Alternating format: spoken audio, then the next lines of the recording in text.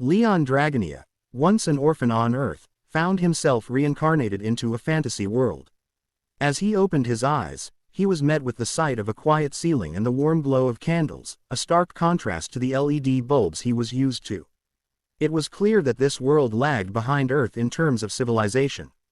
Observing his surroundings, Leon quickly realized that he had been reborn into a fairly wealthy family, a stark improvement from his previous life, where he had died from overwork with no home to call his own. What struck Leon even more was the beauty of the woman holding him, his new mother. Her exquisite appearance convinced him that she must have come from a prosperous family, one that could afford to maintain such beauty despite the more primitive state of this world. For Leon, this new life was already proving to be much more promising than his last. Leon's mother gazed at him with tears welling up in her eyes, overwhelmed with joy that he had been delivered safely. Seeing her emotion, Leon couldn't help but feel fortunate to have been born into this family. He was confident that, with such a loving mother, his future love life would be free of any problems. 3 years later, Leon stood on a stool, gazing out of the window. It was the first time he had seen the world beyond his cradle, and the sight filled him with excitement. The world outside was vastly different from the Earth he once knew, and Leon couldn't help but marvel at how otherworldly it seemed. Even as a child, he could tell that the world beyond his window was incredibly vast and full of possibilities.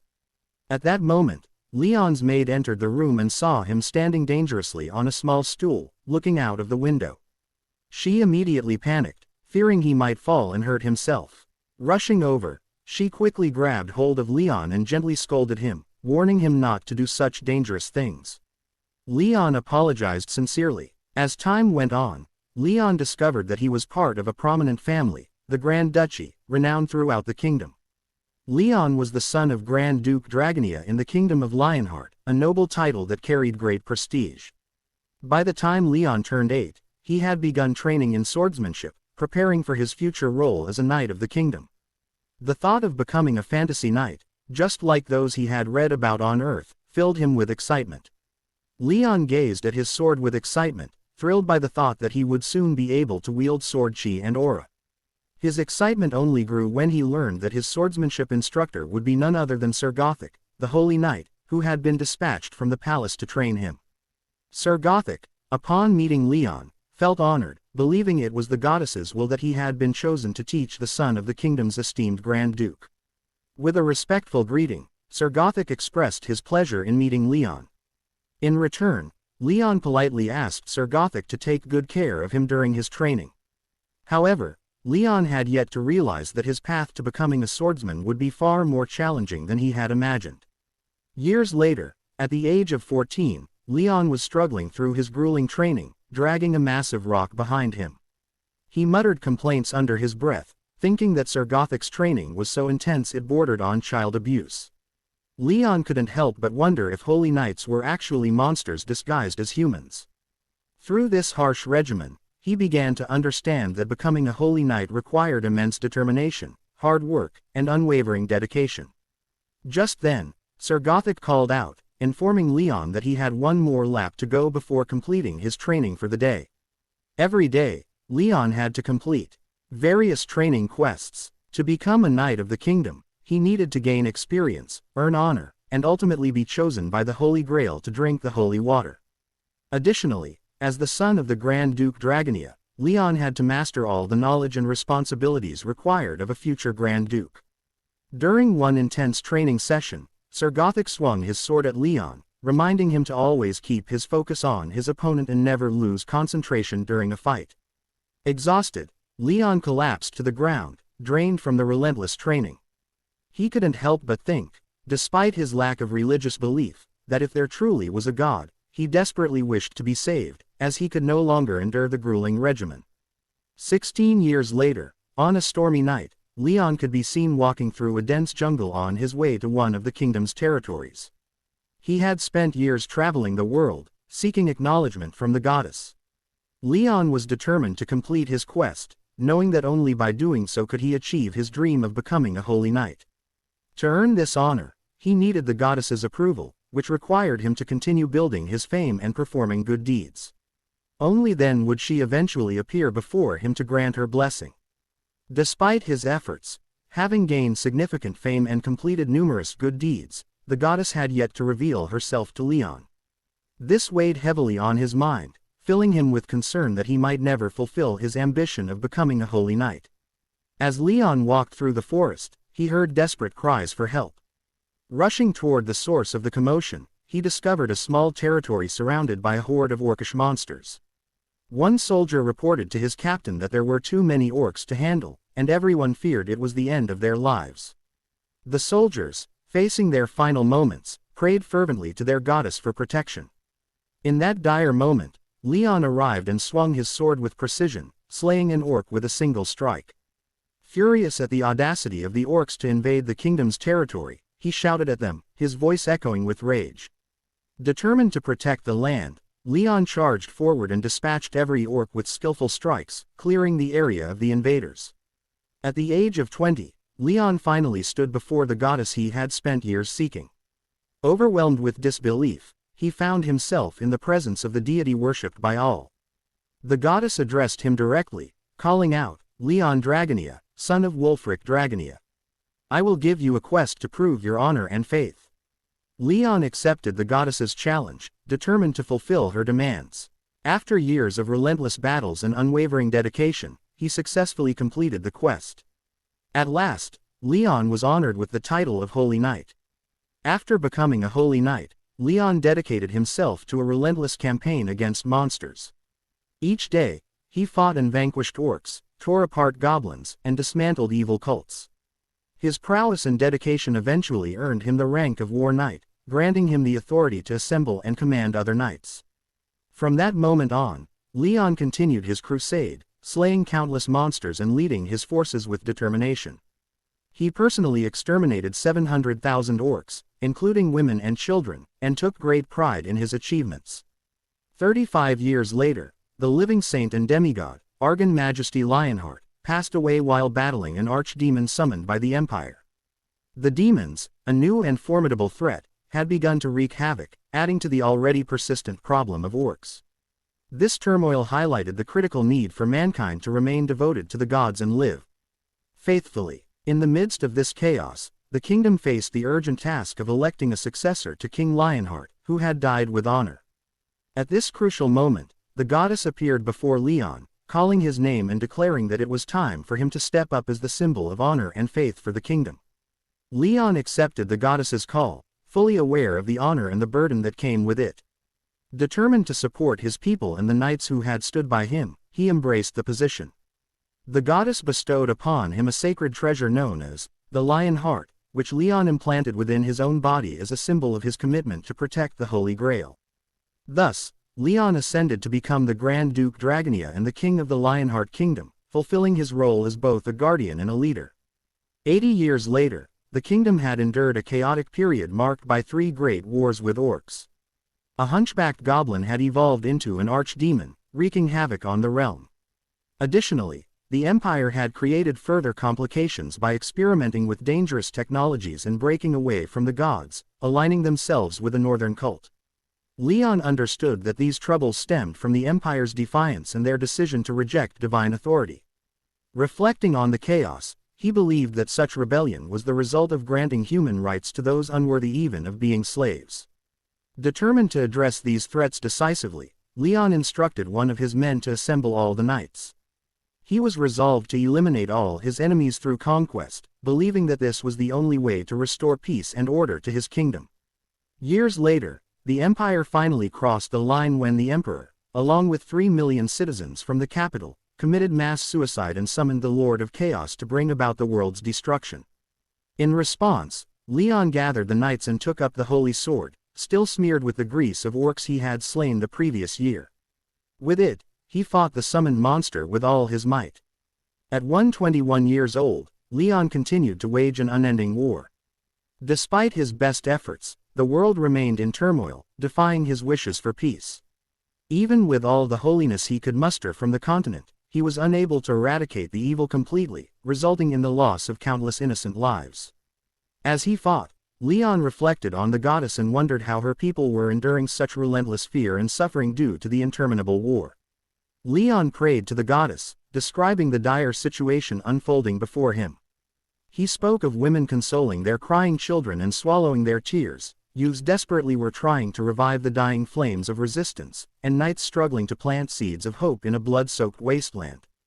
Despite these valiant efforts, Leon told the goddess that even with the holy sword, the holy spear, and the holy grail, his symbols of divine authority, he was unable to halt the overwhelming tide of evil that had spread beyond the horizon.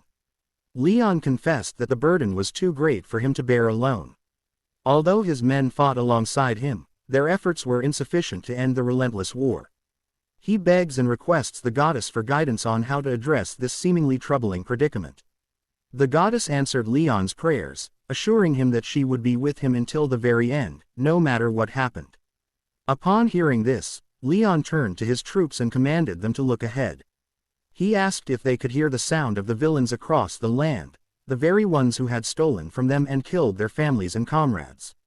He urged his men to listen closely. Could they hear the enemies who had taken away their loved ones, who sought to violate everything they held dear and strip them of all they had? Fueled by righteous fury, Leon shouted with anger, demanding his men to despise the enemies who had robbed them of everything. He called on them to be enraged by those who believed they could secure victory. Leon reminded his troops that as long as they held on to their honor, they would never be defeated. With a final rallying cry, Leon ordered his men to charge and destroy the enemy, in the name of their goddess, their honor, and the kingdom of Lionheart. Winter had arrived, yet the battle raged on. Leon and his men faced the final confrontation against billions of devils that had overrun the earth. The barbarian slaves of the Lionheart kingdom were sacrificed as meat shields in the relentless clash against the monsters, while the civilian knights, armed with spears and shields, fought bravely and died with honor alongside the valiant warriors of the kingdom. Among the fallen, only one remained standing, Leon. Leon, the chosen champion of all gods and holy temples, stood alone on the battlefield, vanquishing every demon in his path until the very end. In his battle, he tore apart countless demon lords and archdemons, demonstrating to all the enemies the true power of the Holy Knight. Years passed, and Leon, now 256 years old, had finally destroyed the last remaining demon gate, leaving the demons with no escape. In a voice filled with righteous fury, Leon shouted at his enemies, calling them wretched servants of evil, trapped with him in this world. Consumed by anger, he declared that he would kill every last one of them. Terrified by his words, the monsters tried to flee, but it was in vain. Leon hunted them down and killed every single one. Years later, Leon had reached the age of 300. The anguished cry of the final archdemon echoed through the air as Leon struck it down with a single, powerful slash.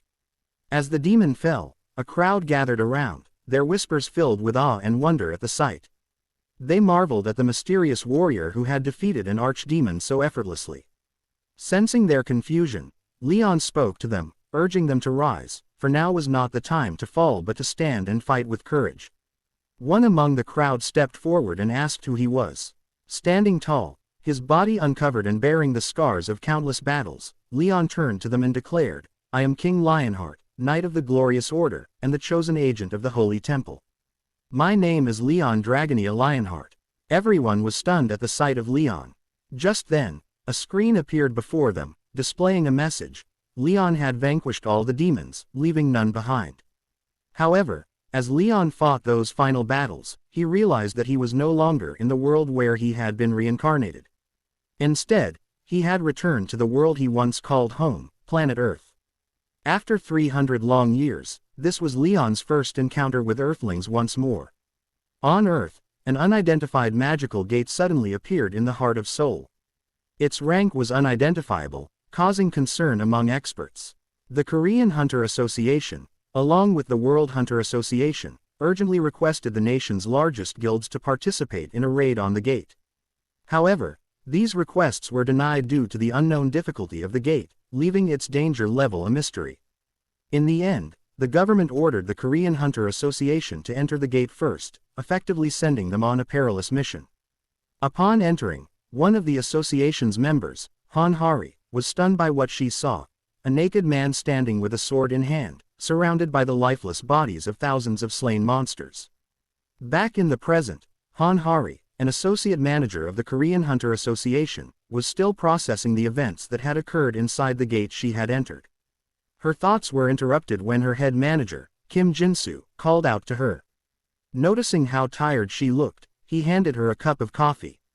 Han Hari accepted the drink and thanked him. Kim Jin-soo then inquired about the situation. Han Hari explained that no one believed what had happened inside the gate. Kim Jin-soo nodded, saying it was to be expected. After all, the gate had been filled with high-level monsters, and on top of that, it was a black-ranked demon gate, one of the most dangerous. There had even been a great devil inside. Kim Jin-soo added that it was already a miracle they had returned alive without assistance from the other guilds, but to have cleared the gate and slain all the monsters alone was something beyond belief. And it was all because of one man. The man now sat before them, staring at them with a look of disgust. Han Hari, gathering her courage, asked him if he was a survivor from inside the gate and from the other world. Occasionally, people managed to survive within the gate realms. Over the past 30 years, the gates that had appeared around the world shared certain similarities. The common theme was a world either on the brink of destruction, or one that had already been destroyed. Sometimes, survivors would return to Earth, retaining the incredible strength they had gained in the demon realm. This was why the government made every effort to cater to the needs of these survivors and devised plans to recruit them.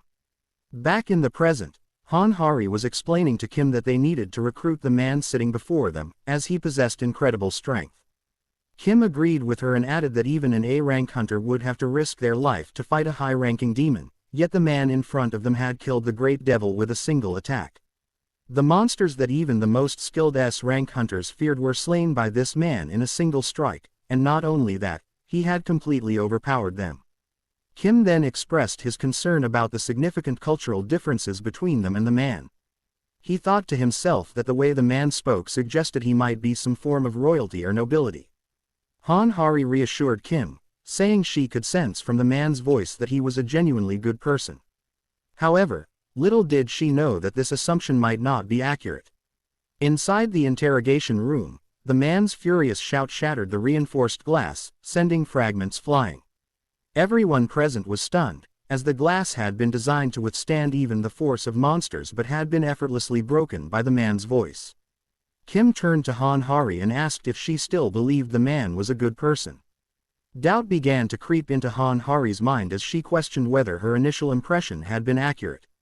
15 minutes earlier, Leon, who had just returned to Earth, felt the planet had become strangely foreign to him, despite being his original home. He reflected on how this was to be expected, given that during his time on Earth, he had been an orphan who toiled through his 20s and eventually died from exhaustion. Afterward, Leon was reincarnated into another world, where he became a king and knight, ruling a kingdom for over a century. Following his conquest of the demon realm, he spent an additional 200 years hunting demons, totaling 300 years in all. Leon found it a small comfort to still retain some memories of his earthly past. Leon then considered that revealing his identity as an earthling would be disadvantageous. Instead of presenting himself as an earthling who had died from overworking in his 20s, it would be better to be recognized as a knight who had lived for 300 years in the other world. As Leon pondered this, he was interrupted by an interrogator sitting across from him. The interrogator addressed him by name, Leon Dragonia Lionheart, which irritated Leon. He insisted that the interrogator refer to him as, Your Majesty. The interrogator, initially confused, complied and began addressing Leon as, Your Majesty. Leon wondered whether the interrogator was simply accommodating or if the government was being particularly cautious with survivors like him. The interrogator then explained that the world Leon had come from had made contact with their world. He asked again if Leon was indeed the one who had defeated all the monsters, to which Leon confirmed he had indeed vanquished them all. Leon raised his voice and asked if the interrogator had already forgotten his earlier instructions. The interrogator, puzzled, inquired what Leon meant. With a tone of pride, Leon declared that he had eradicated the evil species and upheld the honor of the knights. Leon then abruptly ordered the interrogator to become his temporary secretary. He informed the interrogator that he was now entrusted with the privilege of documenting this glorious event. The interrogator, taken aback and bewildered by the unexpected turn of events, struggled to comprehend the situation. Leon then shifted the topic and inquired whether there were no etiquette rules for treating royalty in their world. The interrogator, now in a panic, realized that Leon's comment implied he was hungry and demanded food. Quickly grasping the situation, the interrogator grabbed his phone and urgently ordered a meal to be prepared for Leon. Leon then asked the interrogator to explain the world he was now in. He thought to himself that he needed to understand what had happened to Earth during his absence. The interrogator assured Leon that he would provide a detailed explanation about the current state of the world. The interrogator began by explaining to Leon that the nightmare had started suddenly 30 years ago. Gates began opening all over the world, unleashing monsters and demons. Since then, humanity had been in a constant state of emergency. He continued, saying that after enduring significant losses, they had discovered that each gate came with a specific theme and a clear quest. If a gate was left unattended, it would lead to a dungeon break, resulting in a massive invasion of monsters on Earth. After explaining the situation to Leon, the interrogator got up and informed him that the meal was ready and he would go retrieve it. While the interrogator was away, Leon remained seated, reflecting on what he had just learned about Earth. He noted that the situation on Earth was quite different from what he had experienced in the other world. In his previous realm, demons would invade uncontrollably, like mushrooms after rain. However, Earth had gates with specific themes and quests. Leon speculated that this might be a deliberate effort to prepare humanity through trials for impending challenges. At that moment, the interrogator entered the room, greeted Leon as "Your Majesty," and announced that he had brought the meal. Leon took the food and examined it, recognizing it as seolongtang, a bone broth simmered for hours, garnished with salt, pepper, and accompanied by crunchy kimchi. Leon remembered his time as a laborer on Earth and how seolongtang had been a comfort food for him. He knew people often preferred familiar foods over new ones, but he fought the urge to let his mouth water and declined the meal. Curious, he asked the interrogator what the food was. The interrogator explained that it was called seolongtang and was known as the soul food for peasants. Upon hearing that the food was associated with peasants, Leon erupted in anger. He was enraged that they had dared to insult the glorious Lionheart name by serving such humble fare to the king of a kingdom. Leon shouted, demanding to know if this was how they treated royalty from another realm, serving them mere peasant food. The interrogator, seeing Leon's fury, was struck with panic and fear, unsure of how to respond. He attempted to explain that he did not intend to show disrespect, but Leon was in no mood to listen. He ordered the interrogator to leave his presence immediately. Leon reflected on his remarkable past. He was a royal from the otherworld, a proxy for the gods, the guardian of the Holy Grail, and the wielder of the Holy Blade and the Holy Spear. He was Malice, the Lord of Chaos, and the ruler over the 23 great devils, the arch-nemesis of demons who had slain millions. He was the very embodiment of the 300-year war and, ultimately, a returner who had once been an Earthling. Upon returning to Earth after 300 years, Leon perceived the world as disarray, attributing this to the lack of proper religious faith. He believed it was his duty, as someone of royal lineage, to enlighten the misguided inhabitants of Earth. Despite his return, Leon remained a Night King and was determined not to be treated as just another ordinary person. After a few moments, Leon was seen enjoying a high-quality steak and appeared quite satisfied. Kim Jinsu, observing Leon, wondered how he had been able to recognize their dishes, such as chicken and black bean noodles. Meanwhile, Han Hari felt relieved to see that Leon had taken a liking to the T-bone steak and the 1993 vintage red wine they had served. Kim Jinsu instructed Han Hari to approach Leon and ask him a few more questions. Han Hari, feeling apprehensive, confessed to Kim that she wasn't familiar with the historical language Leon spoke. Kim reassured her, noting that Leon seemed to have taken a particular interest in her. He had even complimented Han Hari before, calling her brave, so he might not dismiss her outright. Despite Kim's reassurance, Han Hari remained hesitant but, having no other option, prepared to follow his instructions. Han Hari entered the interrogation room and greeted Leon as Majesty. She apologized for interrupting him while he was eating. Leon glanced at Han Hari and recognized her as the swordsman he had met when he first arrived on Earth. He instructed her to sit down, and Han Hari was relieved to be treated better than the previous interrogator. She then asked Leon if the meal was to his liking. Leon replied that it was not bad and acknowledged the sincerity and skill of the chef who had prepared it. He explained that his frustration was not with the food itself but with their attitude towards him. Leon emphasized that when addressing royalty from a foreign nation, one should show proper respect. He was angered by how the interrogators had treated him as a regular citizen rather than a king.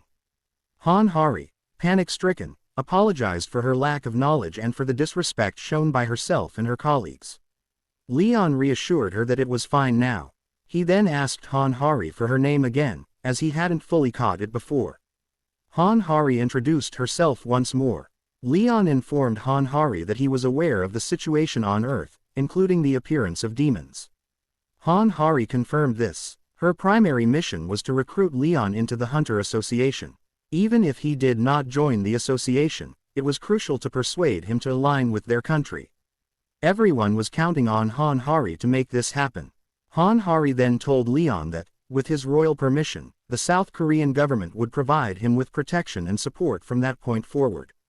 The motive behind the 21st century intelligence war was to recruit survivors like Leon. Despite promises of support, it was crucial to prevent such individuals from aligning with other nations, placing immense pressure on Han Hari. Leon then spoke, stating that as long as he was settled in this world, he felt a duty to go to the battlefield. He added that, as an honorable knight, it was only right for him to fight. Han Hari, excited by this declaration, eagerly asked if he would join their Hunter Association. However, at that moment, Leon abruptly declared that a king could not serve as a soldier in another nation's military. He further announced his intention to establish a new order of knights in this world. Han Hari was left stunned by Leon's words and could only nod in agreement. After a few moments, Han Hari found herself in a different room with Kim Jinsu. She asked him what the higher-ups had decided about the situation. Kim informed her that the higher-ups were willing to offer Leon full support and any assistance he required. They were relieved that he had not aligned with another country or a large guild, and instead, had stayed with them. Han Hari was shocked to learn that the association, affiliated with the government, had to defer to Leon and agree to his demands. In frustration, she blamed the situation on the large guilds, who flaunted their wealth and power. As they were conversing, the sound of sirens blared, and a message appeared on their phones, warning them of a dungeon break in the Honan Plains. Kim, visibly alarmed, told Han Hari that if the dungeon break occurred at a granary location, it could disrupt food production and cause significant problems for the country. Han Hari questioned why a dungeon break had happened in that area, especially since it was only an orange-colored gate. She noted that S-rank hunter Lee Yongwan, from the Phoenix Guild, was responsible for overseeing that gate. Given his strength, he should have been capable of preventing a dungeon break in such a location. Kim explained that the dungeon break might have been orchestrated as part of a sinister plan by the Phoenix Guild. They needed to act swiftly to thwart any malevolent schemes the guild might be plotting. Leon overheard the conversation and quickly understood the gravity of the situation. Realizing that they were in imminent danger, he knew he had to take action. He was aware that in all previous dungeon breaks on Earth, the land in the affected areas became tainted, rendering the soil unfit for growing crops. Unlike his previous world, Earth lacked the protection of a goddess to safeguard and purify such areas from contamination. With no divine protection available, Leon recognized the urgent need to address the situation himself. In the Honan Plains, an orange-colored gate loomed, surrounded by hunters standing idly. Among them was S-rank hunter Lee Yongwan of the Phoenix Guild, who was supposed to manage the dungeon break but appeared to be doing nothing as the calamity unfolded. Kim and Han Hari arrived at the scene to assess the situation. Upon spotting them, Lee Yongwan greeted them with a menacing demeanor, fully aware that they were there to confront him about the dungeon break. Kim glared at Lee Yongwan, seething with anger. He was convinced that the Phoenix Guild had deliberately allowed the dungeon break to occur. The Phoenix Guild had been denied a request for tax exemption on their profits from the gates by the Hunter Association, and Kim believed that this was their vengeful retaliation. The Phoenix Guild had already gained significant profits from byproducts obtained from the gates, such as magic crystals and monster materials. Despite this, they sought to evade taxes and demanded exemption from a 1 trillion won tax. Kim was outraged by their audacity. Although he knew the Phoenix Guild had reaped ample benefits as a major guild, he was shocked that they would resort to such drastic measures simply because their request had been denied. Kim's fury towards them was obvious. At that moment, Han Hari shouted at Li Yongwan, insisting that they needed to close the gate immediately. It had already been left open for a week, and if they didn't address it soon, the situation would worsen. However, Li Yongwan had no intention of taking action. He claimed that he and his team were too severely injured to handle the gate and therefore could not comply with their request. Han Hari and Kim knew this was a lie. They were aware that Li Yongwan and his team were not injured but were instead using this as an excuse for their inaction. The Phoenix Guild's refusal to close the gate was an act of revenge due to their request for tax exemption being denied. Li Yongwan then menacingly informed Han Hari and Kim that he and his team might attempt to close the gate by tomorrow, but he couldn't guarantee what would happen in the meantime. Han Hari, furious, demanded to know if he had any sense of honor. She warned him that if the situation were left unresolved, the Honan Plains would be destroyed and rendered unusable. Li Yongwan laughed out loud at her outburst. He dismissed her concerns, stating that in this world, justice was defined by money and power. He boldly declared that he would do whatever it took to obtain both and didn't care about the fate of the Honan Plains. At that moment, Leon arrived and interrupted the confrontation. He addressed Li Yongwan, saying that he was both shallow and outdated. Kim and Han Hari were stunned to see Leon with them. Hari tried to call out to Leon by name, but Leon immediately corrected her, stating that she was only permitted to address him by his title and not his name. Li Yongwan, taken aback, demanded to know who Leon was. Leon's anger flared, and he snapped at Li, ordering him to be silent. Enraged, Leon declared that someone as insignificant as Li had no right to interrupt him while he was speaking. Li Yongwan, enraged by being called lowly by Leon, was furious. As one of the 20s rank hunters and a guild master of one of the top 10 guilds, he was deeply offended by Leon's words. Li Yongwan activated his flame ability, threatening Leon and demanding to know if he was prepared to die for insulting him. Just then, Han Hari intervened, urgently informing Li that Leon was a survivor. Li was taken aback and quickly adjusted his demeanor. He greeted Leon with newfound respect and offered a sincere apology for his previous rudeness. However, Leon ignored Li's apology entirely and focused on the matter at hand. Leon asked Kim and Hari to explain the situation to him in detail, as he was unfamiliar with the specifics of the gate. Kim and Hari were relieved and excited to see Leon willing to help. They promptly detailed the situation to him, eager to have his assistance in resolving the issue. Han Hari explained to Leon that they were dealing with a dungeon break.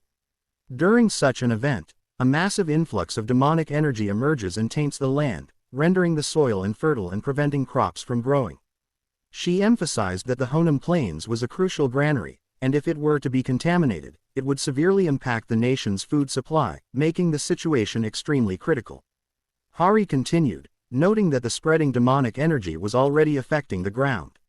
The only solution was to purify the infection and clear the dungeon as swiftly as possible to prevent further damage. The dungeon needed to be completely eradicated to halt the spread of the contamination. Upon hearing this, Leon grasped the gravity of the situation. He instructed Han Hari to assemble their forces and assured her that, once the Phoenix Guild's deadline expired, he would personally handle the crisis. Hari was thrilled by the prospect, but Leon reminded her that, as a foreign king, he could not engage in military activities on another nation's soil without proper authorization. Leon emphasized that he needed to obtain permission from the nation's king, adhering to the established protocols and rules.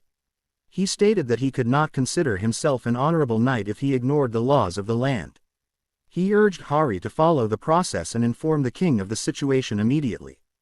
Hari looked at Leon with a sense of helplessness, wondering why he insisted on involving the higher-ups when he could simply handle the situation directly. Meanwhile, Li Yongwan was taken aback by Leon's response, thinking to himself that Leon's treatment to protocol made him even more rigid than Li himself. In the end, they had no choice but to agree with Leon's demands and sought permission from the president of the country, who granted it. By nightfall, Hari approached Leon with the preparations he had requested. However, she was puzzled about the purpose of the straw doll she was holding. Leon explained that since the land was infected, he intended to use the straw doll to purify it. Hari was confused about how a straw doll could possibly aid in purifying the land. Leon had requested two specific tasks from Hari. First, he asked for a straw doll, and second, he required that the doll be made by women who had given birth. As the dolls were presented for inspection, Leon meticulously examined each one. After touching and observing numerous dolls crafted by various women, one in particular caught his eye. The doll was made by an 89-year-old married woman. Leon was both surprised and pleased with the doll's quality. He told the woman that, under normal circumstances, he would have personally honored her with a medal and a gift. However, due to the urgency of the situation, he could not. Instead, he apologized for not being able to offer more and gently kissed the woman's hand as a sign of his deep appreciation for her work. Leon took the straw doll and placed it on a board. Activating his magic, he announced that the conditions had been met. The onlookers were puzzled, unsure of what the condition was. Leon then took out a cup and began reciting, "Mother of this abundant land. The people of this earth are offering you this doll to harvest. Please receive it." To everyone's astonishment, the cup began to glow, and light shone from it. Moments later, the cup was filled with water. Hari watched in shock as the scene unfolded. Leon continued his recitation. "The sun is rising. A red light is tinting the clouds. A new day is waiting to start. However, the sun that rises today will be a special beginning for this world. I greet Mother Earth." Everyone was amazed as the water droplets flowed into the doll. By the time Leon completed his recitation, the doll stood upright, and within it appeared Demera, the god of life and abundance. Divinity had descended upon the land. Leon greeted the great Mother Earth who had descended before them. He then proceeded to explain the situation to the goddess. Leon told her that the land they were in was being invaded and contaminated by evil forces. He also mentioned the presence of malevolent species and the absence of divine protection. Leon, casting a disdainful glance at Lee, noted his concern that such lowly creatures might defile the goddess's eyes. The goddess responded, acknowledging that ignorance and greed are not always sins but inherent traits of mortals. She then inquired about Leon's plans. Leon explained that blending in among swordsmen was not difficult, but the authority of a conqueror was divine. He pledged to ensure that duty and authority would be on equal footing until a new pantheon arose on Earth. Hearing this, the goddess asked if Leon had any specific requests. She was willing to fulfill them. Leon requested that, since the free citizens of Earth were suffering from the ongoing evil energy, she should heal and purify the land. He expressed his certainty that this was not something she desired, but it was crucial for the well-being of the land and its people. The goddess responded, acknowledging Leon as the head and champion of her temple. She explained that while Earth was not her physical form, she would extend her divinity to it. She would infuse the parched land with her essence, ensuring that everything on this earth would become Leon's ally from now on. Extending her hand, the goddess let a drop of golden water fall to the ground. The moment the droplet touched the earth, a burst of radiant light erupted, leaving everyone present in awe. Leon instructed everyone to observe and learn, emphasizing that this world was now blessed with divinity. As he spoke, the previously infected area was purified, its appearance visibly healthier than before. While the onlookers watched in awe, Leon declared that this act was the righteous duty of a living being. He pointed to the revitalized land as proof of an eternal promise. Lee, seeing the ground had been purified, was enraged, realizing that his plan had been ruined by Leon. In his fury, he shouted to the crowd, warning them not to be deceived. He claimed that crops grown with magic were poisonous, asserting with certainty that they were tainted. Leon, upon hearing Lee's claim, regarded him as an ignorant fool. Fuming with anger, he addressed Lee and the others, asserting that the crops were now blessed by divinity and should not be dismissed as poisonous. Lee, dismissing the goddess, insulted her by referring to her as a mere straw doll. This only intensified Leon's fury. He warned Lee that he might forgive ignorance once, but he would not tolerate any further disrespect towards the goddess with Lee's vile words. Seeing Leon's rage, Lee was visibly frightened. He realized that his plan was in jeopardy and knew he had to act quickly. Determined not to let his scheme be ruined, Lee decided to expose Leon's claims as false. He demanded proof of the crops, purification, insisting that Leon cooperate for the sake of the people who would consume them. Lee thought to himself that while they tested the crops, he would find a way to frame Leon as a fraud and salvage his plans. He then informed Leon that he would arrange for an appraiser to verify whether the crops had truly been purified. The appraiser arrived and used his magic to examine the land. When he completed his appraisal, he was astonished by his findings. He exclaimed to everyone that all the crops in the area were now blessed and of A-rank quality. These crops, he declared, had the remarkable ability to cure all Tier 3 diseases and even cancer. The revelation stunned everyone, leaving them unable to believe the extraordinary turn of events. Upon hearing this, Kim instructed someone to fetch a pot from the chief's house. After cooking the rice, Kim was astonished by the results. His stamina recovery rate increased by 100 points per minute, while his magic recovery rate rose by 50 points per minute, with these effects lasting for 8 hours. Kim marveled at how this rice seemed to act as a powerful reinforcer, comparable to one worth 3 million won per bottle. As Kim was still processing this, Han Hari approached him and mentioned that, out of curiosity, she had eaten a bug along with the rice and experienced a substantial buff. Kim and the others were stunned by this revelation. Kim then speculated that if the land was truly blessed, it wouldn't be surprising if all living beings were also affected. The others, eager to experience these benefits, rushed to the fields to search for bugs, hoping to gain buffs from consuming them. The goddess then addressed Leon, informing him that her task was complete and it was time for her to depart. Leon bowed his head and expressed his deep gratitude, promising never to forget the divine blessings she had bestowed. The goddess, before leaving, imparted one final piece of advice, urging Leon to make sure he took care of himself and ate well. With that, she vanished, leaving only the lifeless doll on the ground. At that moment, Han Hari approached Leon and asked how this had happened. Leon explained that it was all due to the divine power granted by the goddess.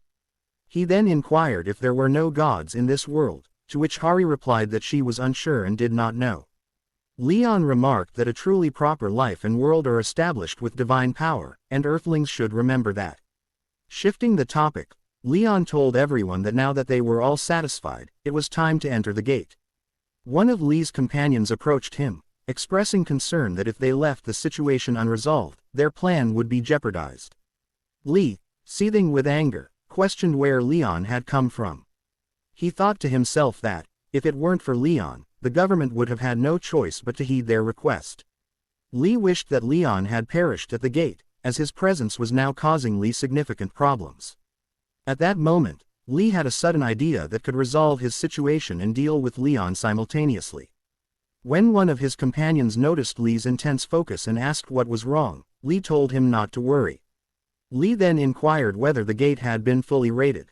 The companion responded that it had only been half cleared, with the strongest monster in the dungeon still remaining. Understanding Lee's plan, the companion remained silent. Lee smiled menacingly and assured his companion that Leon and his team was bound to fail in their dungeon raid. Since the only A-rank hunter on their team was Han Hari and Leon was likely a support type with minimal combat abilities, Lee believed they would be severely disadvantaged.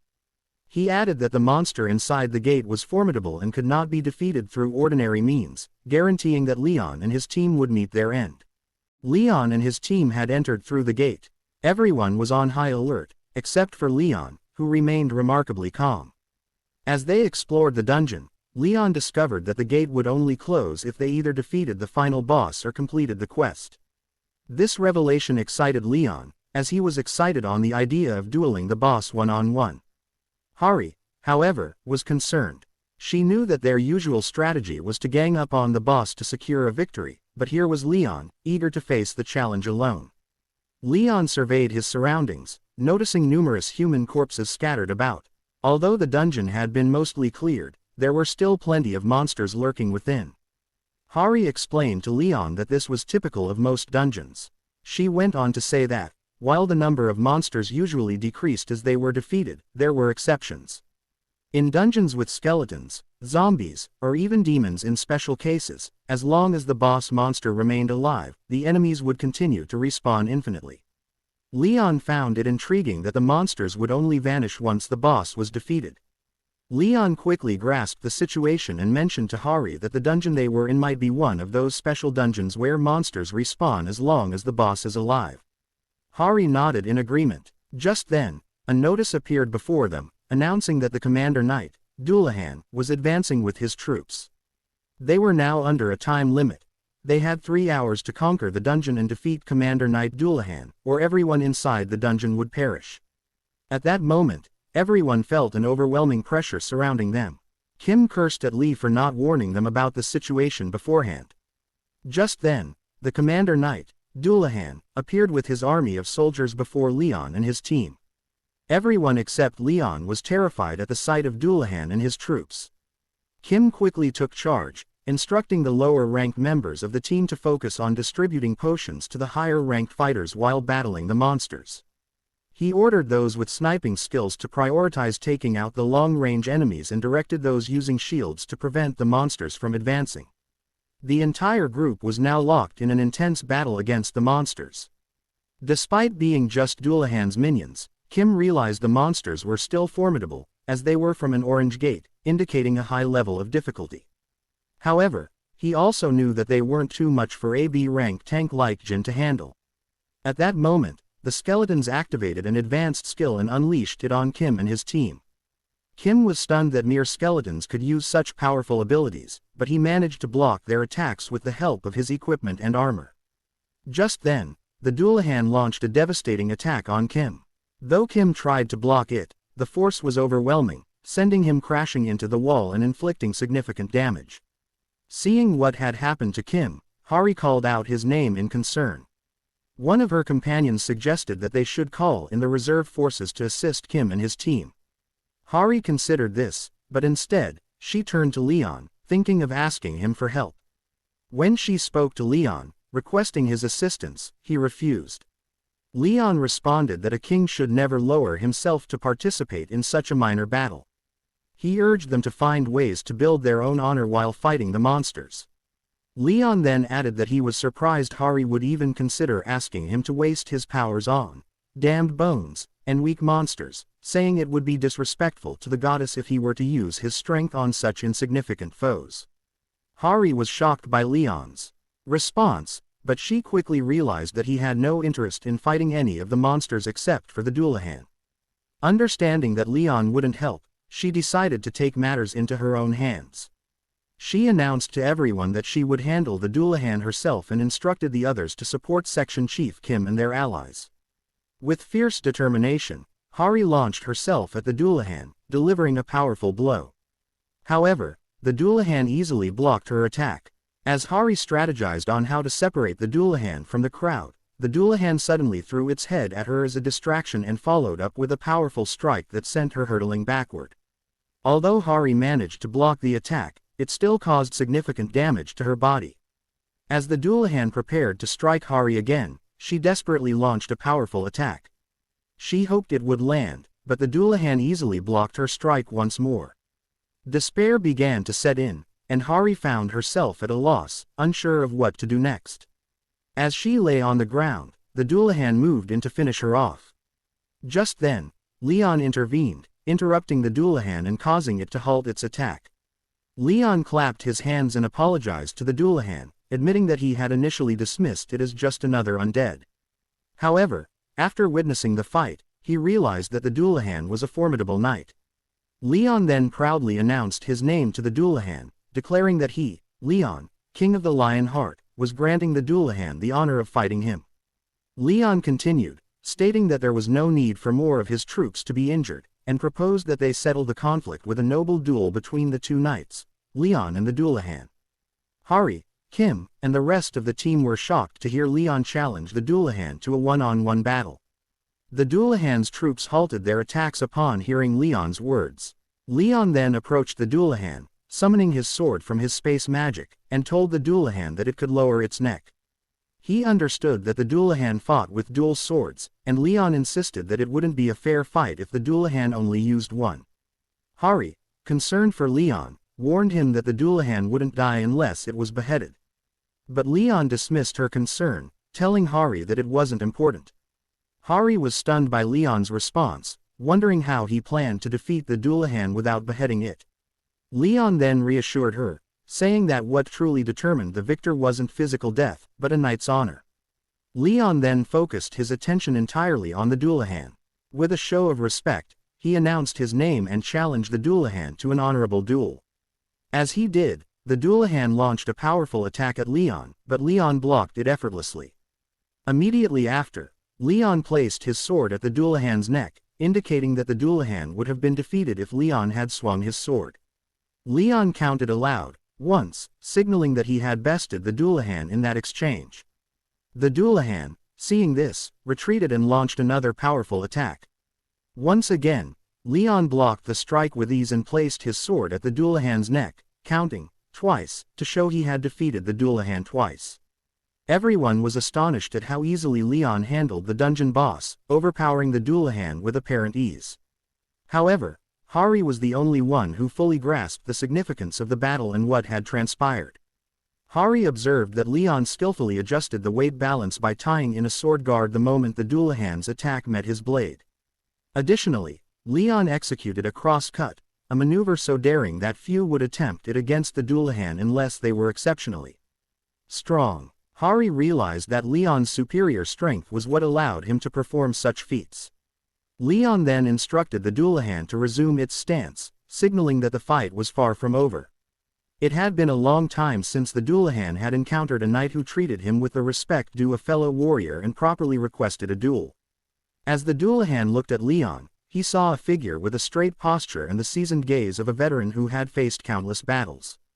The starry eyes that sought honor and eminence convinced the Dullahan that Leon embodied the epitome of knighthood, the king of knights who deserved respect and challenge.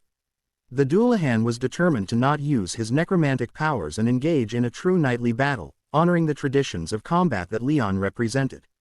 The Dullahan then reminisced about his past, recalling a time when he was still human and yearned to face Leon without relying on his necromantic powers. He wanted to fight with nothing but his blades, as he once did when he roamed the world with honor, dueling renowned knights. The battle with Leon brought back a flood of memories from his earlier days. As their duel continued, Leon eventually declared that this was the 10th time he had defeated the Dullahan. Leon then spoke, complimenting the Dullahan on the increased precision of his swordsmanship and inquiring if the Dullahan had recalled his past life. The Dullahan responded that Leon's fight had indeed brought back memories of his glorious days. Hearing this, Leon asked if the Dullahan still wished to continue their battle. The Dullahan looked at his skeletal warriors, then removed his head and addressed Leon. He admitted that it had been a long time since he had caused so much destruction and fought without honor. He expressed that if he could end his cursed journey in this manner, it would bring him immense joy. Bowing on one knee and offering his head to Leon, he prepared to conclude their battle with a sense of fulfillment. Upon hearing this, Leon smiled and expressed his joy that the Dullahan had regained his honor through their duel. Leon told the Dullahan that he would pray for him, wishing that if the Dullahan had a god he believed in, that deity would grant his soul peace. If not, Leon hoped that the goddess would guide him to the end of the garden. Leon also expressed his hope to meet the Dullahan again someday in the banquet hall of the gods. With that, Leon declared, "Let there be light." In an instant, a radiant light as bright as the sun enveloped the Dullahan, gradually disintegrating his form. Beneath the skeletal exterior, the knight's true body began to disintegrate as well, until both had completely vanished. After a few moments, they found themselves back on Earth, the Gaiden dungeon having been successfully conquered. Kim and Hari were astonished that Leon had kept his promise and ended the battle with a duel. Both were curious about the nature of the brilliant light that shone when Leon used his powers. Kim speculated that it might have been the divine power Leon had mentioned, explaining why the undead had disappeared along with the Dullahan. Hari wondered why Leon hadn't used such powers from the beginning to avoid damage. Leon then approached and explained that had he used his full abilities earlier, the honorable knight would have perished as a necromancer. He added that a knight lives for honor, which comes from actions, and actions stem from will. Thus, the Dullahan had received his due as a noble knight. Changing the subject, Leon mentioned that he was now going to collect the loot he had obtained. The three then gathered to inspect the loot they had collected. Hari and Kim were excited to see the treasures, but Leon appeared less impressed. Among the items were the Dullahan's great sword, cape, and a crystal ball radiating powerful magic. Kim was thrilled at the prospect of selling the crystal ball for a substantial sum, but before they could act on it, Leon smashed the crystal ball with a decisive stomp, shattering it into a million pieces. Kim was shocked by Leon's action, but Leon explained that the item was worthless and would only bring chaos. The remaining loot included the Dullahan's cape, great sword, magic stones, and various other materials of lesser value. With the treasures examined and the Honam Gate cleared, their task was now complete.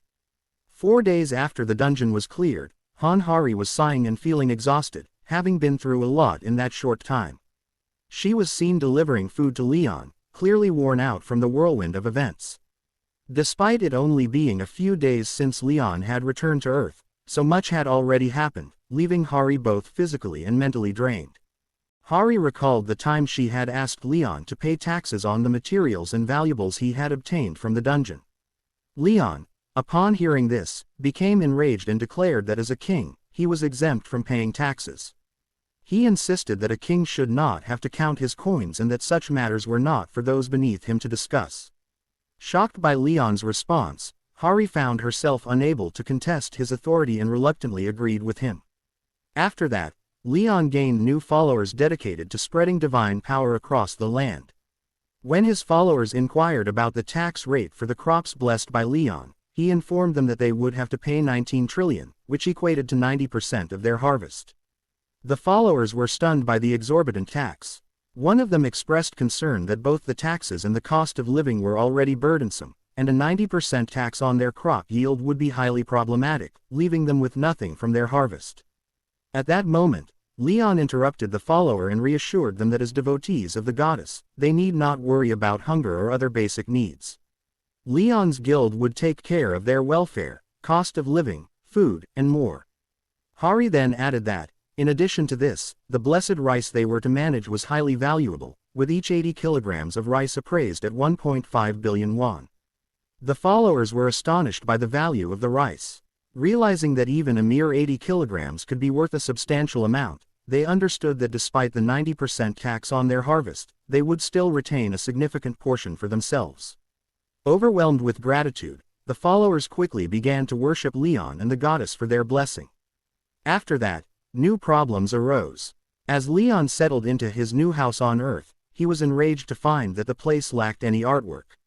As a king, he found this absence deeply insulting and felt that his home should reflect his royal status.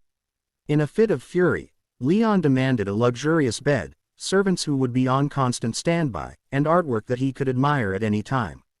Hari was becoming increasingly stressed due to Leon's demands. She spent hours searching for 5-star hotels, working until 2 a.m. to secure a suite and arrange numerous other accommodations for him. The relentless pressure left her so exhausted that she was reduced to tears from stress. Desperate, Hari approached Leon, crying and pleading for him to go to sleep, as she could no longer handle the workload. In the end, Leon relented, and they reached a compromise. The room would feature either a painting or a ceramic piece for decoration. Back in the present, Hari called out to Leon, asking if she could enter the room to deliver his food. Leon granted her permission. Exhausted, Hari inquired if he was feeling all right, to which Leon responded that he was fine. Addressing him as Majesty, Hari informed Leon that it was time for his breakfast. Leon then asked Hari if she had eaten. When she admitted that she had not, Leon instructed her to make sure she ate whenever she could and not to skip meals. Hari was taken aback by his concern. At that moment, Hari looked at the food and saw that it looked incredibly delicious. She thought to herself that she would have a sandwich later, after completing her task. When Leon then told Hari to take a seat, she was excited, believing that he intended to share his meal with her. However, as she sat down and prepared to eat, Leon interrupted her, asking what she was doing. Hari was confused by his question. Leon clarified that he had asked her to sit so she could check whether the ribs were easy to eat. Hari explained that she had assumed he meant to share his food with her. Leon, upon hearing this, grew furious and stated that he had never heard of a king and a peasant dining together. Hari was shocked by his reaction. Outside, in a black car, Hari informed Leon that the Hunter Association had decided to provide him with support funding and resettlement aid. She mentioned that while it wouldn't be as luxurious as a palace, they would ensure that Leon would be comfortable. Leon acknowledged their consideration, stating that as a guest, he couldn't ask for too much and would leave it to Hari and the association to handle the arrangements. When Hari asked about the loot, Leon instructed her to manage it herself. However, he mentioned that he did like the cape and would take that with him. Hari was taken aback by his decision but could only agree with his request. After a few moments, they got out of the car, and Hari informed Leon that they had arrived. She explained that the location was close to the Hunter Association and featured a helicopter pad on the top floor, which would be convenient. Hari then asked Leon if he found the place satisfactory, but he did not respond. Leon, observing the statues nearby, looked puzzled and confused, unable to understand their purpose or significance. As they entered the building, a man approached them and called out to Hari, acknowledging her as the assistant manager of the Hunter Association. Surprised that the man knew her identity, Hari approached him and asked who he was. The man introduced himself as Park Jongshin, the director of Dujing's Food of the Future, and explained that he was from the Dujing Group. Hearing that he was associated with the Dujing Group, Hari became somewhat concerned. She realized that the Dujing Group was one of the top 3 chaebol groups in the nation, and she was astonished that the director of such a prominent organization was waiting for them. Park Jongshin, smirking, then asked Leon if he was the famous survivor he had heard about. At that moment, Hari realized that Park Jongshin must have known they were coming and had been waiting for them. With a menacing smile, Park Jongshin extended his hand to Leon and said it was a pleasure to meet him. Leon, however, was taken aback, feeling it inappropriate for a mere merchant to offer a handshake to a king. After a few moments, Leon and Hari arrived at the residence provided by the association for Leon's year-long stay. Hari informed Leon that the association would cover all utility and rent costs, so he didn't need to worry about those matters. She also mentioned that there were room services and cleaning maids available, which Leon could use as much as he wished. Hari then recalled her encounter with Park Jongshin and felt a sense of relief. Since information about survivors was top secret, it was fortunate that Leon had chosen to ignore Director Park Jongshin, given the uncertainty surrounding his intentions. Hari wondered about Park Jongshin's visit, and Leon explained that a merchant's primary interest was always profit.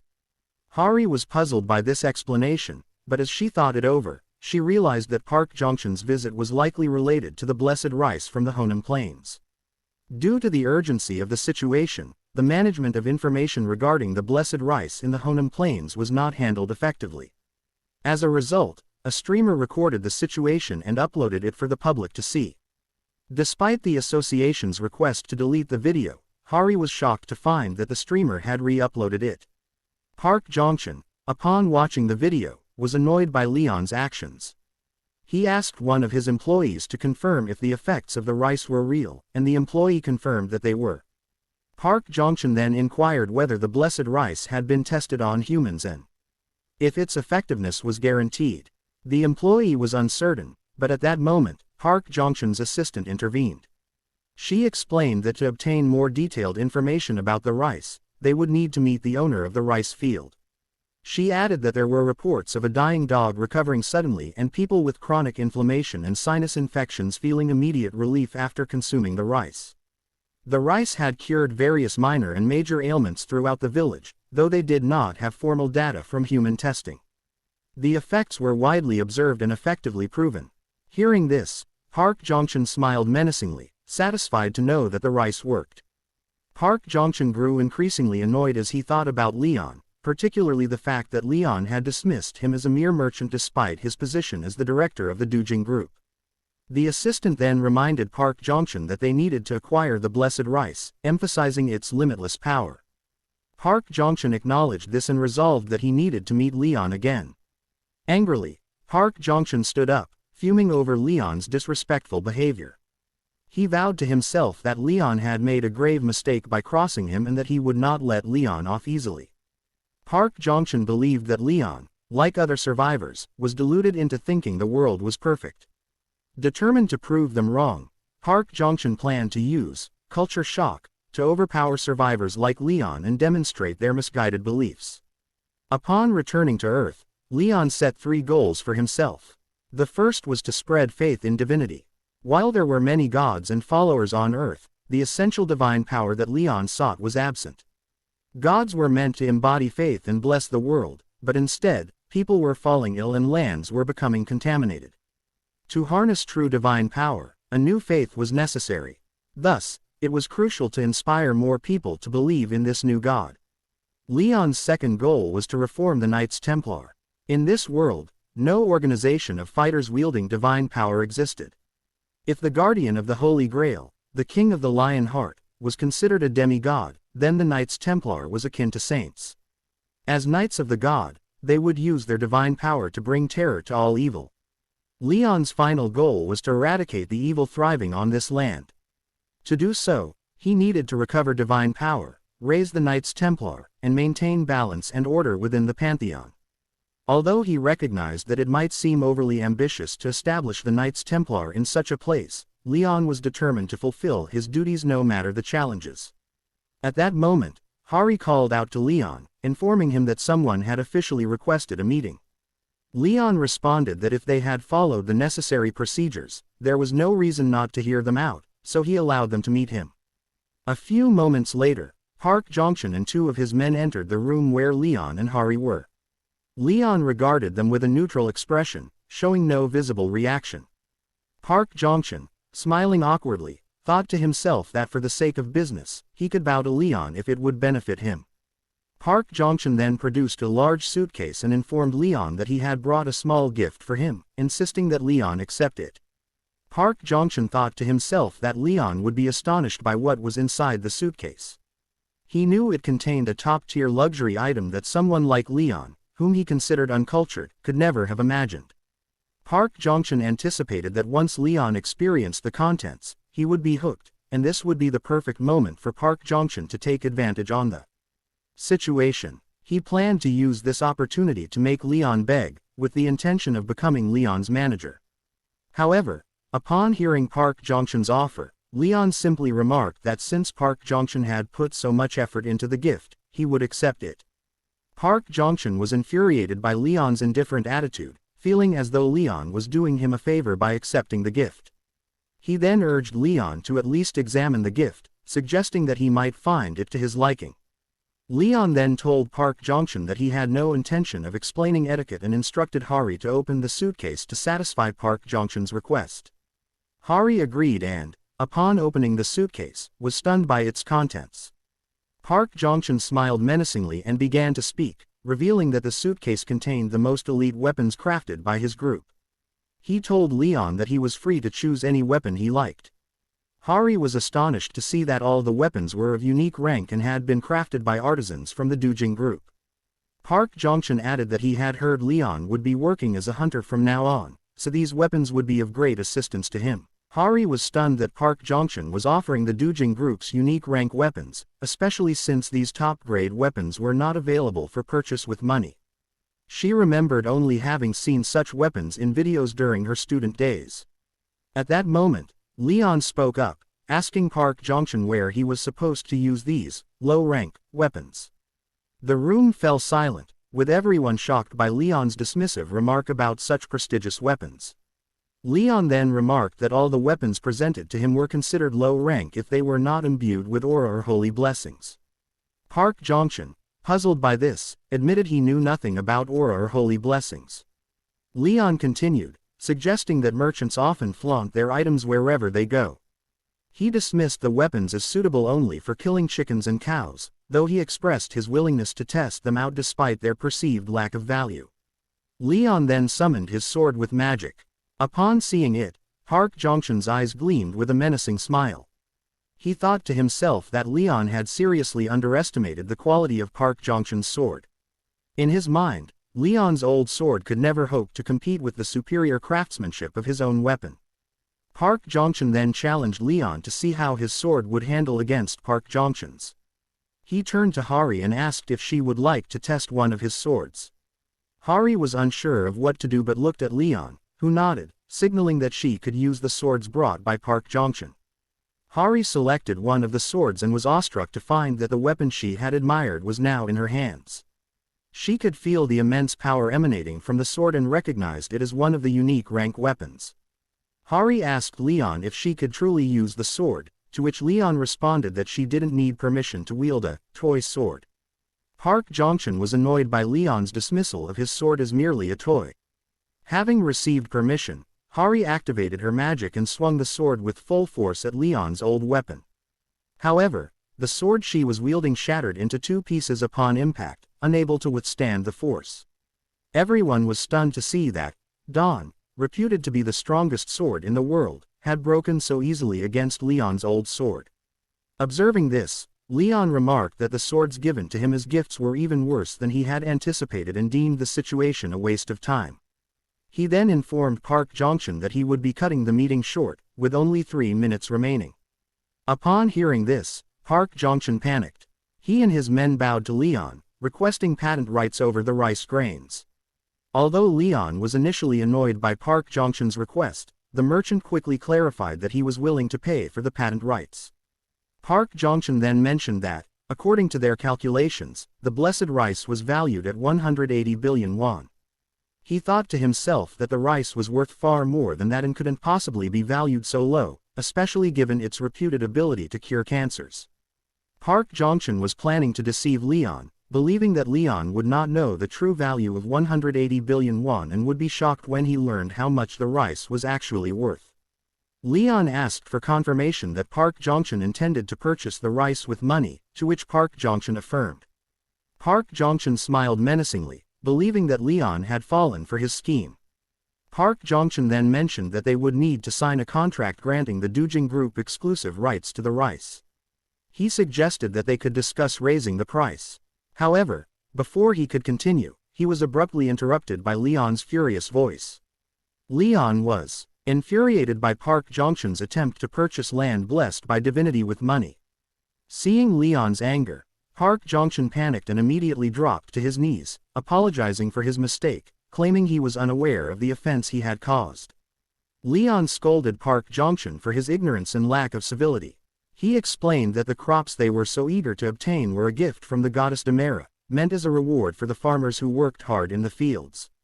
Such a blessing could not be bought with money. Leon emphasized that what was truly required was a heart full of gratitude and genuine faith, not financial compensation. Leon then reprimanded Park Jong-chun, calling him a lowly creature motivated solely by profit and deception. Park Jong-chun was enraged by the insult but was powerless to respond and could only listen in silence. Leon then questioned Park Jong-chun on why he desired to possess divine products from a goddess he did not even believe in. Although Park Jong-chun was burning with anger, he had no answer to Leon's question and was forced to give up.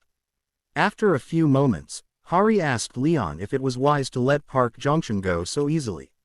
She added that, despite Leon's view of him as a mere lowly merchant, Park Jong-chun held significant influence. Leon responded by dismissing Hari's concern, stating that he was not someone to be swayed by someone as vulgar as Park Jong-chun. He assured her that the matter was inconsequential to him. Leon then changed the subject, asking Hari if the arrangements he requested were ready. He needed soldiers to assist him and to help combat monsters. Hari informed him that the association had been contacted, but they were still working on it. Hari then asked if Leon planned to take the test to assess his ranking as a hunter. The association required tests to determine a hunter's ranking, and since Leon had recently arrived on Earth, he had not yet received a ranking.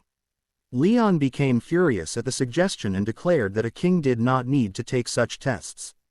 Hari was puzzled, as she had assumed that Leon intended to undergo the assessment to determine his ranking. Hari then asked Leon why he wanted to visit the Hunters Association. Leon explained that he intended to find capable soldiers who could be of assistance to him, and he wanted to personally evaluate them. Hari expressed concern that arranging such a meeting would be challenging, but Leon insisted that she make it happen at any cost. The next day at the Hunter Association's building, many hunters gathered to assess their rankings. Among them was Gu Daesung, an unaffiliated D-rank hunter. Gu Daesung greeted Kim Do-han, a team manager. Kim Do-han raised his hand in acknowledgement and asked if Gu Daesung was there to retake the test. Gu Daesung's nerves showed at the prospect of retaking the test, but Kim, noticing his anxiety, reassured him by saying that Gu Daesung had worked very hard. Kim continued the conversation by asking Gu Daesung about his preparations for the test and whether he anticipated a higher ranking than last time. Gu Daesung replied that he would do his best to improve his ranking. He worried to himself that, despite many untalented individuals achieving C rank, he had remained a D rank hunter for 10 years, and he feared the outcome might be the same this time. At that moment, Kim interrupted Gu Daesung and suggested that he join Kim's mining team, noting Gu Daesung's dedication and betting that he would become an ace quickly if he worked with them. Kim reassured Gu Daesung that, although people often view it as hard labor, working in the mining team was not as bad as it seemed. Gu Daesung agreed with Kim's assessment, acknowledging his 10 years of experience with the mining team. However, Gu Daesung added that despite the tempting offer, he still aspired to be a hunter and achieve a higher ranking.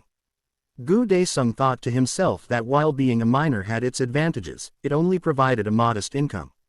He needed more money, not just for himself but also to support his family, so he wasn't willing to give up on his ambition to achieve a higher rank.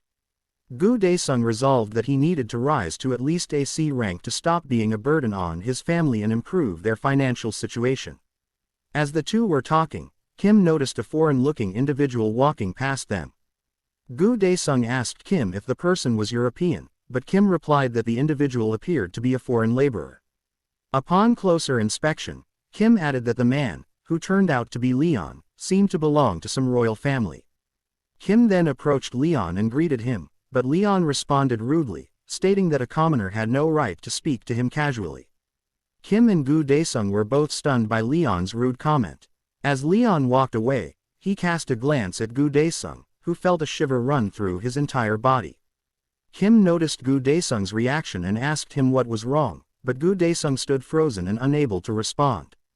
Gu Daesung felt as if he could hardly breathe, overwhelmed by the sensation that something immense was pressing down on him.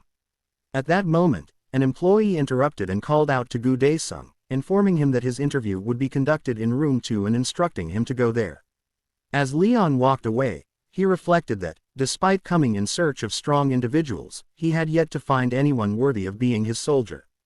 He noted that this was to be expected, as the only people who came for the test were either low-ranking hunters or those who had recently awakened. Just then, Leon's name was called for his interview in room 9.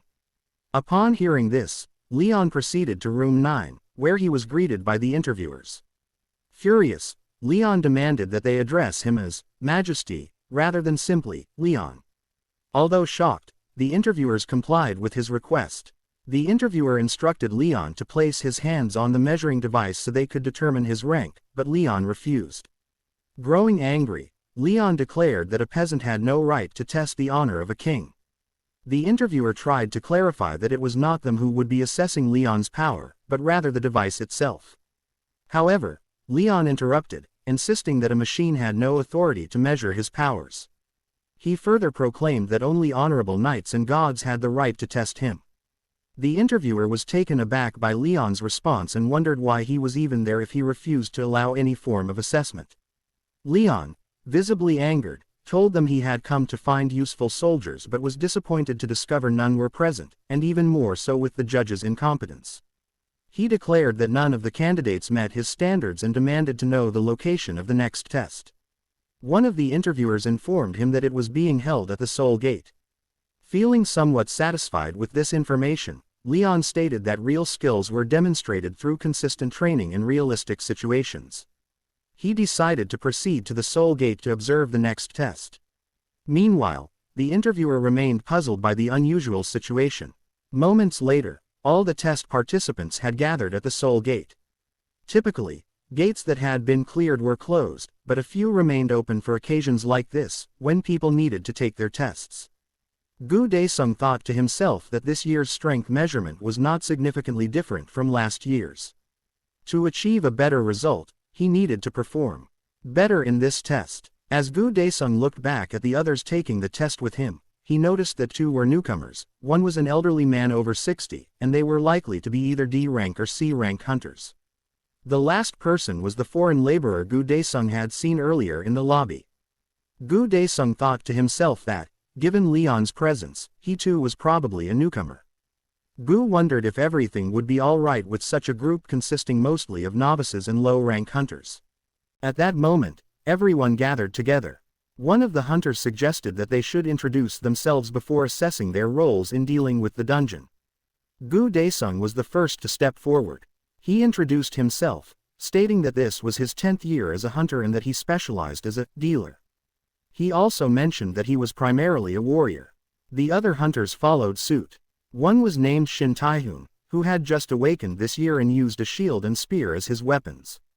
Another was Taehoon's sister, Shin Na-yun, who primarily used daggers and was also learning to use a bow and arrow.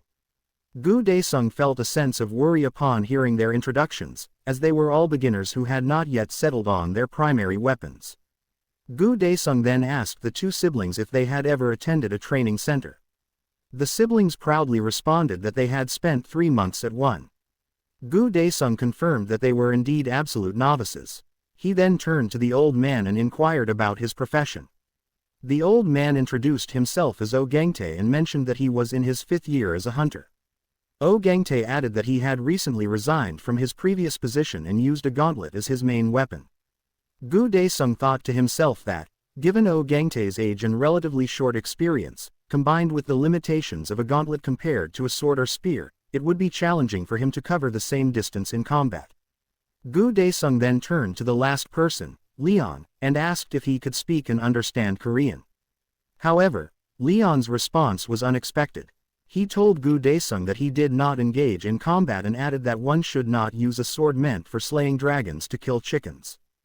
Gu Daesung was puzzled by Leon's cryptic answer, but he was also surprised to learn that Leon could speak Korean. After the introductions, they prepared for the test. The instructor informed them that a gnoll, a type of monster, might occasionally appear in the field. He assured them that if the situation became too dangerous, he would intervene and assist. He advised them not to worry and to focus solely on showcasing their skills. Despite the instructor's reassurance, Gu Daesung remained anxious, concerned about how the test would unfold. Earlier, Gu Daesung had noticed that Leon wasn't carrying a weapon and had asked him about it. At that moment, Shin Na-yun offered Leon her bow and arrow, suggesting that he could borrow it if he didn't have a weapon of his own. Leon took the bow and examined it with visible distaste. Shin Na-yun reassured him that he could return it after he was done using it. However, Leon, now visibly angered, threw the bow to the ground with force and declared that a knight would never use a long-range weapon like a bow, calling it a tool for cowards. Everyone was stunned by Leon's reaction. Gu Daesung, recalling his concerns about the team's performance, worried that they might fail under the current circumstances. Determined to improve their chances, he stepped up and suggested a location he knew was excellent for hunting monsters. Shin Taehoon supported Gu Daesung's suggestion, recognizing his extensive experience as a seasoned hunter. The rest of the team also agreed with Gu Daesung's proposal, except for Leon, who remained quietly observant from the back. Taehoon then approached Daesung and mentioned that there was a settlement at the end of the terrain, suggesting it might be a good spot for hunting monsters. However, Daesung disagreed, warning that venturing into a settlement with such a small group could be dangerous, as they might find themselves trapped by the monsters. Instead, Daesung proposed hunting kobolds that lived in nearby caves. He explained that they could set the surrounding grass or leaves on fire to create smoke, which would drive the kobolds out and make them easier to defeat.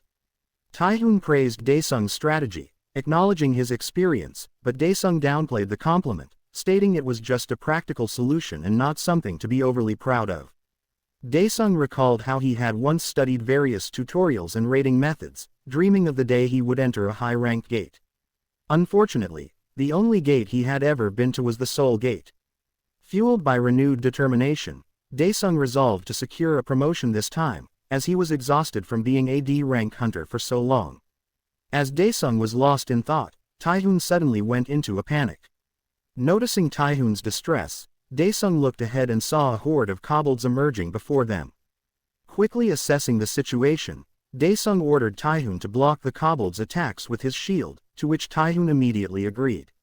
As they continued fighting, Taehoon grew increasingly confident, boasting that dealing with the kobolds was easy due to their stupidity and predictable attack patterns. He noted that blocking their assaults was simple since they always charged straight at him. However, Taehoon's overconfidence led him to let his guard down, allowing one of the kobolds to slip past his shield and attack him. In a panic, Taehoon struggled to defend himself against the kobold. At that crucial moment, Gangtae intervened, swiftly dispatching the kobold and saving Taehoon. Pleased with the outcome, Daesung encouraged the group, reminding them that only a few more kobolds remained and urging them to press on. After an intense battle, Daesung and his team emerged victorious. Daesung congratulated everyone on their success, but Taehoon apologized for his mistakes and overconfidence. Daesung reassured Taehoon, acknowledging that mistakes were expected, especially since it was his first encounter with kobolds. Nayeon had managed to kill 2 of the kobolds, and thanks to Gangtae's timely intervention, no one was injured.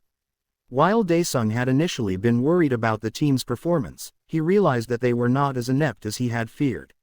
Nonetheless, Daesung remained concerned about one individual, Leon. The team then questioned Leon about why he had not participated in the battle and why he had merely observed from the back. They wondered if it was acceptable for him to stand idle while the others fought. The instructor noted their concerns and assured them that he would take this into account when evaluating Leon. They proceeded further into the area, eventually arriving at the cave. Daesung instructed the team to start a fire at the cave's entrance to draw out the kobolds. They gathered a large amount of dry grass and arranged it in front of the cave's entrance. As Daesung prepared to light the fire, Leon approached and questioned whether this was the best method Daesung could come up with. Daesung, taken aback, asked what Leon meant, especially considering Leon had not contributed to the fight. Leon reiterated his question, asking if this was truly the best strategy Daesung could think of. Daesung explained that he had successfully used this method 3 times before, but Leon interrupted, asserting that relying on experience was flawed when one had so little to begin with. Annoyed by Leon's comments, Daesung ignored him and proceeded to light the fire. Once the fire was set, Daesung instructed everyone to gather around him, as the kobolds inside the cave would soon emerge. The team took their positions, prepared for battle. Moments later, the roars of numerous kobolds echoed as they rushed out of the cave. Daesung and his team engaged the kobolds effectively. As they fought, Daesung was confident that his strategy would succeed.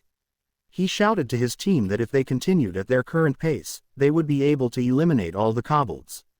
As they were fighting, Daesung suddenly panicked upon hearing the growl of the Null Captain. The Null Captain was a formidable boss-level monster from the Seoul Station Gate, ranked significantly higher than anything they had faced. Daesung, having never encountered a Null Captain before, was overwhelmed with fear and uncertainty. He realized that the Null Captain's rank far exceeded both his and his team's capabilities. Daesung was frantic at the sight of the Null Captain and felt uncertain about what to do. Nayeon asked Daesung how they should handle the situation. In a rush, Daesung instructed that he and Taehoon would confront the Null Captain, while the others should manage the kobolds in the cave. Daesung thought to himself that facing a Null Captain as a D-rank hunter was nearly suicidal without experienced support. Although Taehoon was a novice, Daesung knew he had to rely on him and hold out as long as possible until help arrived. Taehoon, upon seeing the Null Captain, was suddenly paralyzed by fear and couldn't move. The Null Captain's roar sent a wave of terror through Taehoon. Daesung shouted at Taehoon to regain his composure, but it was futile. Taehoon was too overwhelmed by the sight of the Null Captain. At that moment, the Null Captain swung its massive weapon toward Taehoon. Daesung thought to himself that if Taehoon remained in such a state, he would never be able to block the attack. Daesung glanced at the association employee, frustrated that he wasn't intervening despite promising to help if things became dangerous. Realizing he had no other option, Daesung grabbed the shield from the ground. Just as the Null Captain's massive weapon was about to strike Taehoon, Daesung managed to block the blow. Shouting in anger, he pushed the Null Captain's weapon away from his shield. However, the Null Captain quickly readied another devastating attack. Daesung wondered if he could block this second blow, as the first attack had already drained him significantly. He thought to himself that if Taehoon had been able to regain his composure, they might have stood a chance against the Null Captain. But with the situation now so dire, Daesung feared they were all doomed. At that moment, Leon stepped in and blocked the Null Captain's attack aimed at Daesung with just 2 fingers. Calmly, Leon told Daesung to resume fighting the Null Captain. Daesung was stunned, unable to believe that Leon had stopped such a powerful attack so effortlessly. Confused, Daesung asked Leon to clarify his statement. Leon instructed Daesung to pick up his shield and face the Null Captain. He assured Daesung that if he could confront the Null Captain once, he would be able to face it again. Leon urged Daesung to raise his shield, and stand firm against the Null Captain. Daesung was stunned by Leon's words. Leon then instructed him to block the Null Captain's attack and counterattack. Daesung questioned whether Leon fully understood the gravity of their situation and the imminent danger they faced. Leon, however, was infuriated by Daesung's defiance, especially after witnessing the power of the King of the Lionheart's guidance. Leon declared that Daesung should feel honored to be guided by a king, and that such guidance was a privilege for someone of his lowly status. Leon firmly told Daesung once more to raise his shield and strike back at the Null Captain. Although Daesung was bewildered by his interaction with Leon, he knew he had to act to ensure their survival. The Null Captain, however, shifted its focus to Leon and prepared to attack, but it hesitated, sensing that it would face certain death if it went through with the assault. As the Null Captain cowered in fear, Daesung saw an opportunity and charged at it. However, the Null Captain quickly retaliated with a powerful swing.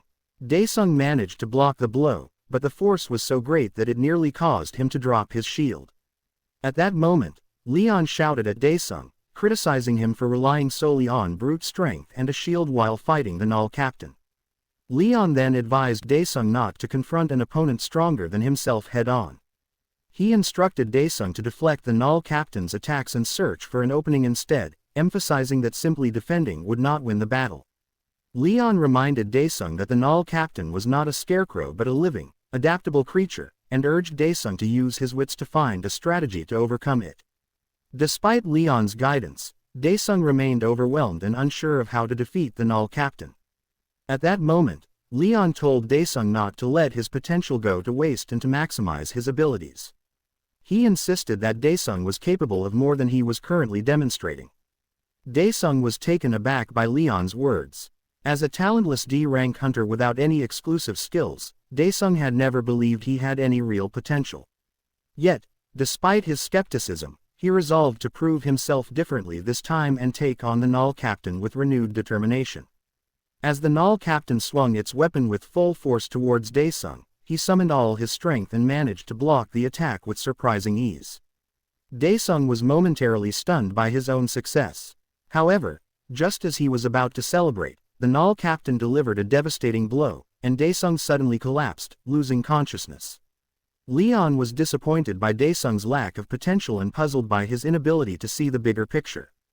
Addressing Daesung, who lay unconscious on the ground, Leon remarked that Daesung still had a long way to go. Ultimately, Daesung's evaluation for the year remained at D rank. After the test, Leon was at the Hunter Association base, engaged in conversation with a man. Leon remarked that a warrior like him would never stoop to being a mere mercenary. The man then removed his mask, revealing himself to be Oh Kang-hyuk, the president of the Korean Hunter Association. With a smile, Oh Kang-hyuk admitted that he had used a bewitching mask to disguise himself, but it had proven futile as Leon had seen through the deception. Oh Kang-hyuk then asked Leon why he had participated in the test and whether he had achieved his goals. Leon replied that he had found one promising candidate among the participants and was somewhat satisfied with the outcome. Leon reassured Oh Kang-hyuk that he needn't be anxious, as he had no plans to leave the country anytime soon. Oh Kang-hyuk was taken aback, surprised that Leon knew what he was thinking.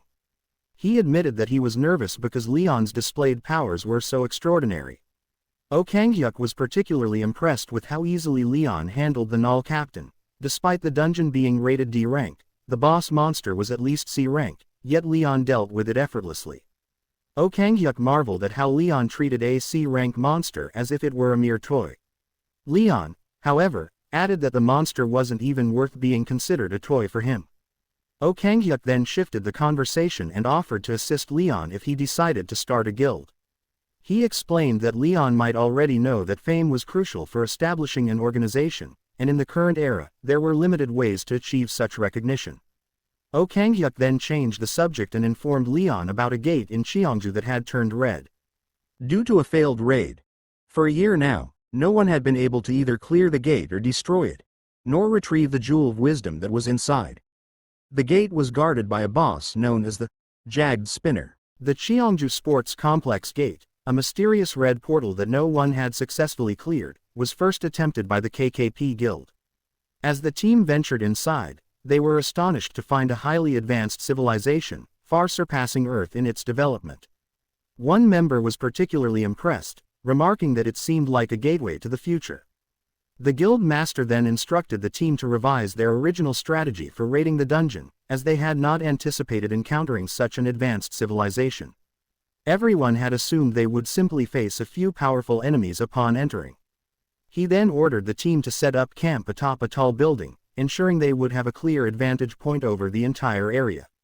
After setting up camp, the guild master asked one of his men if he could spot any monsters or the dungeon boss, Jagged Spinner. Unfortunately, there was nothing in sight. The guild master found it odd that such a vast city existed without a single monster or inhabitant. However, he reasoned that this was actually a blessing, as facing a resistance army or an evil authoritarian force would have posed a much greater challenge. After a few moments of scouting, the guild master instructed his team to stay vigilant, as they had no idea when the monsters might appear. He reminded them that they still lacked crucial information about both the dungeon and its boss, so he planned to send out an expedition team to map the area. However, just as he finished speaking, a laser beam struck him in the head, causing it to explode instantly.